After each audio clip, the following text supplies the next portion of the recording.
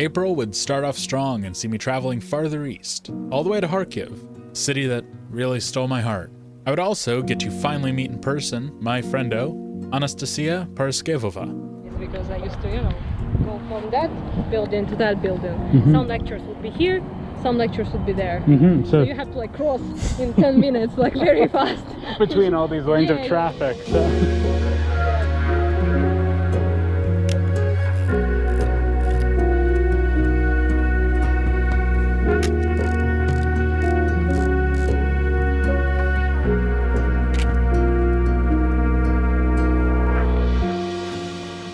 And of course, her interview you can find right here.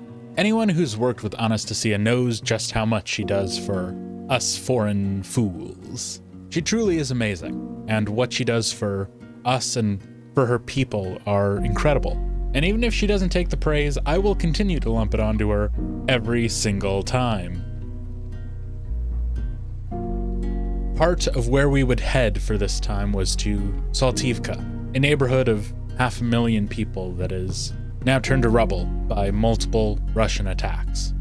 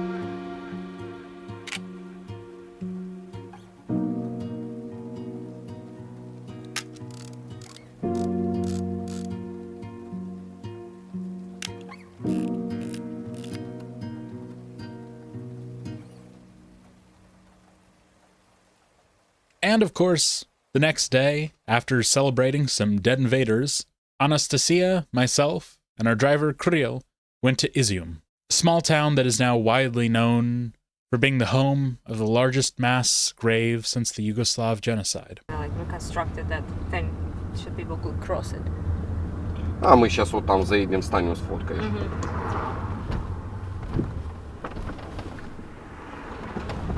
You're gonna stand, go outside and you can take a pic if you want.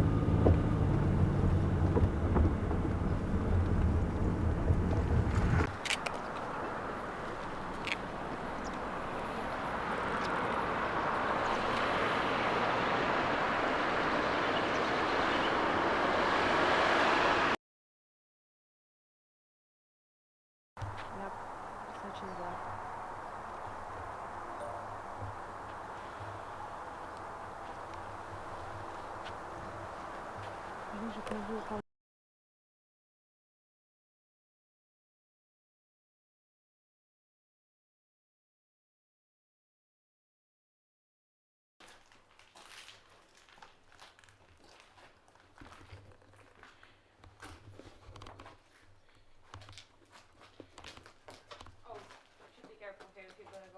Okay. You know the saying, air is heavy?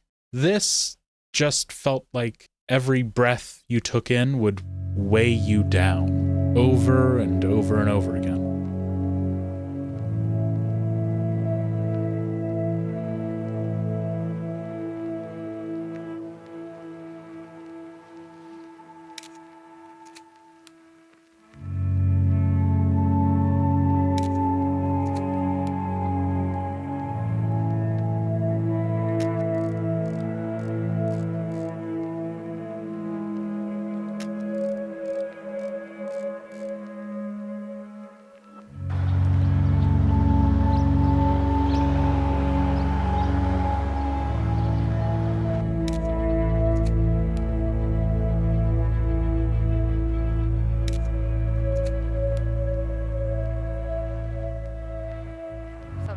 yeah.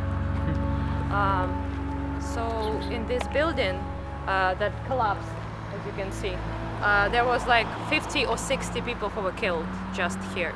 So some of them died instantly, some of them were in the basement hiding, and people could not pull them out because of the shellings, of constant shellings. So basically they just starved and, died of thirst and stuff like that. So around 50-60 people died just in this own house alone.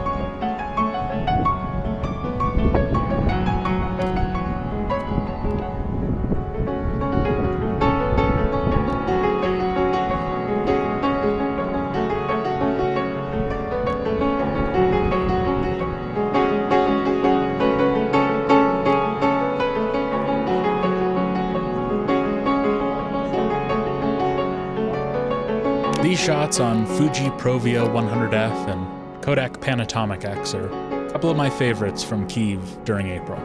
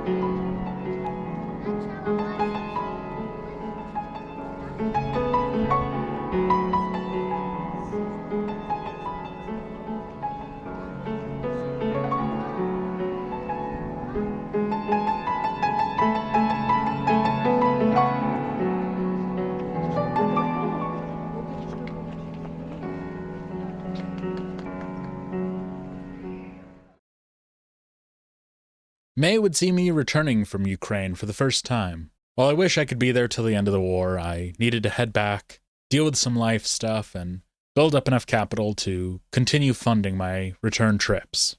Speaking of building up cash,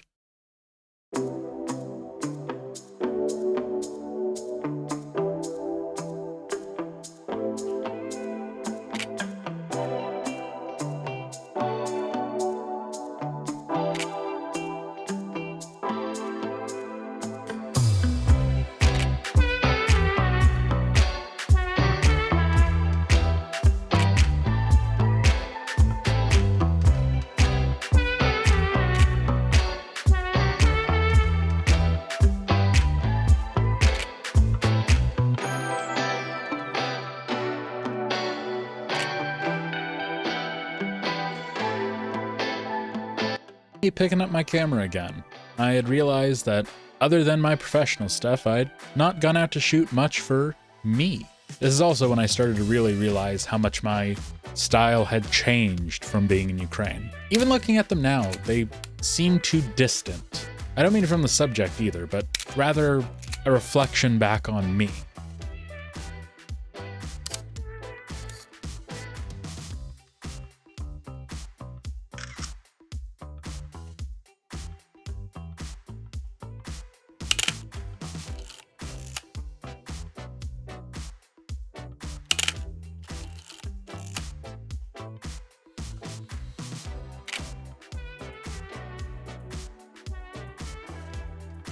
There's a term in photojournalism, or maybe it's just more of a saying, that your camera is your shield.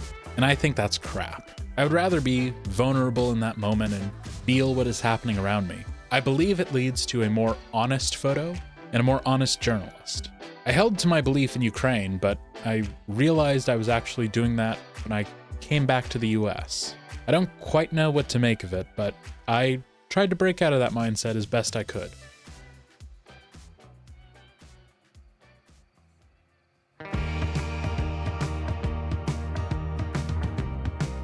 Excuse me, I mean professional photography tool.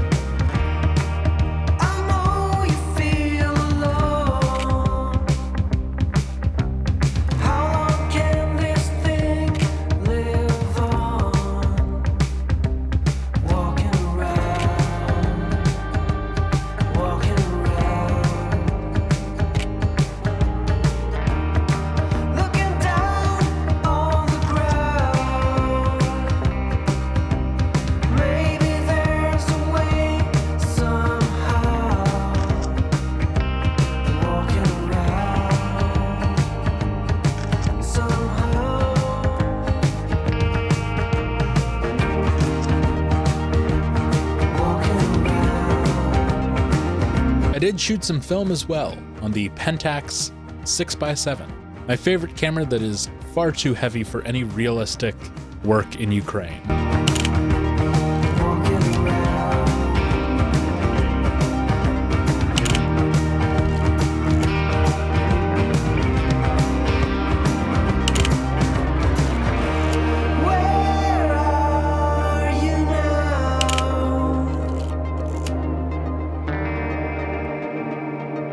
August was hot, and I didn't want to go out that often, but I'm glad I did on a rare occasion. I got some more film shots, but the Digicam was the star of the show this month, that Kalari pocket camera. Being able to go carefree and actually do some great landscape work was reassuring.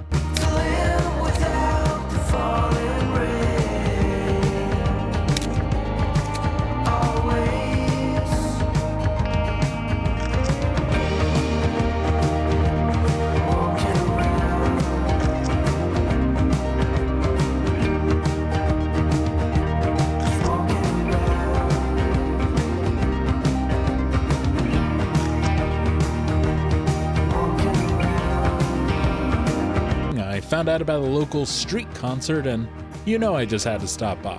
This band, Aged Spirits, they actually sang the song from my very first video, little behind-the-scenes documentary of Templeton, Iowa. It is my first video and it is pretty rough, but it still holds a special place in my heart.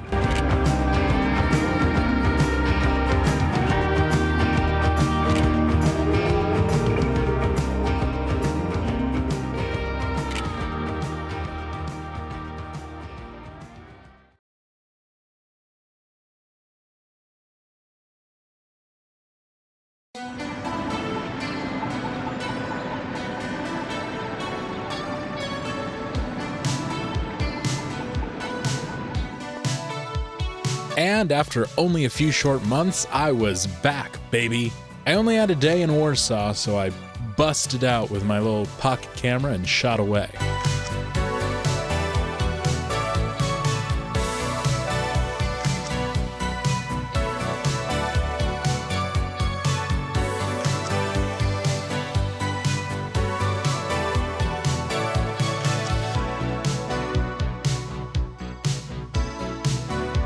Similarly, my time in Lviv this time was very short.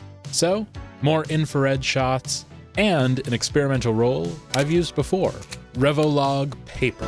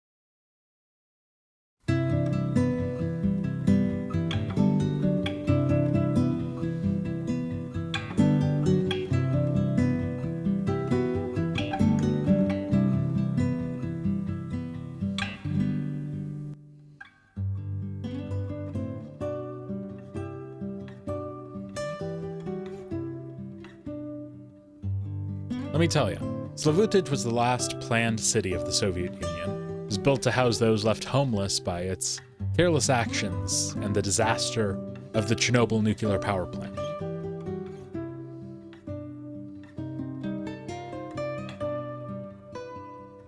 I met with people, interviewed, and was able to document part of the history that most of the world just isn't aware of.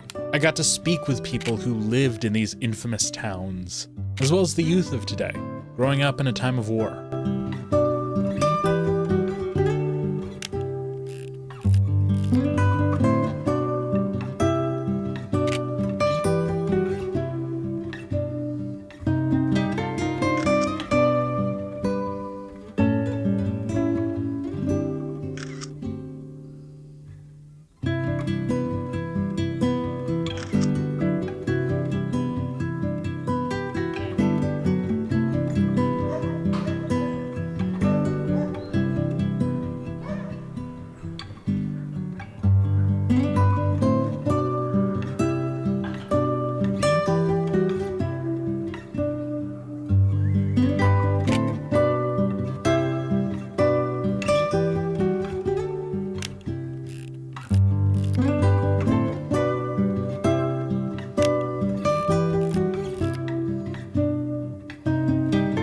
It is so calm up here in the north. This little town locked away from everything. Life almost seems normal.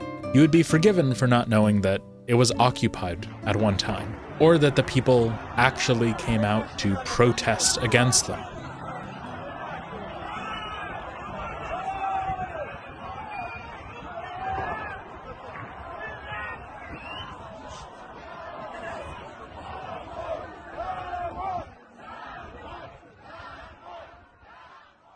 But that's a story for another day. I have multiple projects cooking in the oven on this one.